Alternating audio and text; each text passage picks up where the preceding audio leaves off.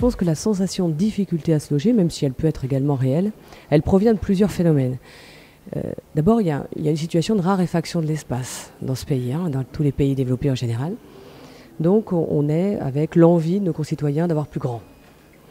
C'est une première, ça peut être une première sensation de difficulté, une première frustration. Le deuxième phénomène, c'est le phénomène de la métropolisation. Ce phénomène de métropolisation, il éloigne en général le lieu de travail du lieu d'habitat. Ce qui peut générer aussi une sensation de difficulté à se loger, et en tout cas à se loger correctement, proche de son lieu de travail. Et puis on est aussi dans une génération charnière, c'est-à-dire une génération qui a hérité de l'idée du pavillon et de la maison individuelle, dont on est progressivement obligé de complètement se détacher pour justement économiser l'espace.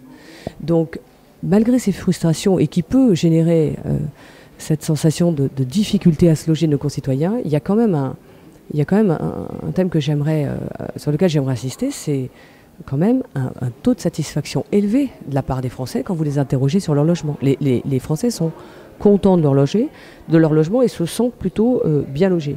Et à l'exception, bien sûr, de populations marginalisées, migrants, des gens très très grandes difficultés sociales, je considère que les Français ont quand même tous un toit. Donc la difficulté à se loger, elle vient pas tant de la quantité si vous voulez, mais de la qualité de ces logements et des lieux où on construit les logements. Et c'est ça à mon avis qu'il faut avoir en tête et qu'il faut analyser. Et je crois qu'il faut continuer de produire pour garder un taux élevé de satisfaction, parce que si on arrête de produire et si on arrête d'innover, ce qui est véritablement le thème de Smart City à Paris aujourd'hui, si on arrête d'innover, on agrandit, on accroît le taux d'obsolescence de nos logements, de nos immeubles, et donc on réduira le taux de satisfaction de nos concitoyens. La production de logements neufs, aujourd'hui, elle est regardée, ou jusqu'à présent, elle était vraiment regardée d'une manière trop binaire. Logement social d'un côté, logement libre de l'autre. Et dans les logements libres, beaucoup d'investissements locatifs et un peu moins d'accession à la propriété. Cette prise de conscience progressive nous amène à constater que si on raisonne comme ça, on rompt le parcours résidentiel. On ne peut pas raisonner qu'en logement social ou en logement libre. Il faut raisonner sur toute la durée du parcours résidentiel des Français. Ce qui veut dire s'intéresser au logement très social, au logement social, mais aussi ne pas rompre ce parcours en s'intéressant au logement abordable, c'est-à-dire au logement des classes moyennes, et puis au logement complètement libre. Pourquoi dans mon esprit ce logement abordable n'est pas un logement complètement libre? Parce que aujourd'hui, l'accession à la propriété est extrêmement fiscalisée et elle n'est pas suffisamment calibrée pour permettre les volumes en accession dont on aurait besoin. Le prêt à taux zéro rénové qui est dans notre pays depuis le 1er janvier est un outil fondamental. On voit bien qu'il est proprement calibré et donc depuis le début de l'année, on assiste à un retour des accédants à la propriété à la pierre. Ils sont aussi nombreux à la fin du 3e trimestre 2016 que ne le sont les investisseurs locatifs. C'est un thème très important, il faut soutenir ce revirement de situation.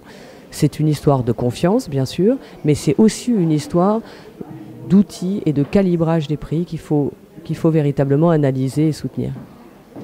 Une crise de l'immobilier, elle crée des fractures.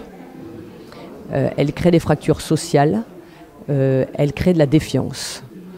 Elle provoque aussi un coup d'arrêt dans la production. Et on sait bien que quand l'outil de production des promoteurs immobiliers s'arrête suite à un choc exogène, on l'a connu fin 2007 avec la crise américaine qui s'est propagée chez nous, on voit bien qu'ensuite faire relancer cet outil de production, ça prend des années.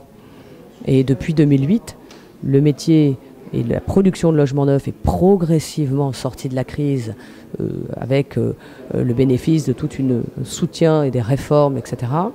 Mais qu'on en est à peine sorti aujourd'hui en 2016, puisque nous n'avons pas retrouvé les niveaux de production d'avant-crise. Ce qui signifie que quand il y a une crise immobilière, il y a forcément une crise sociétale, parce que pendant cette période où on ne produit pas, où on ne construit pas, les Français soit sont interdits de mobilité, se contentent de ce qu'ils ont, ne peuvent pas évoluer forcément dans leur logement.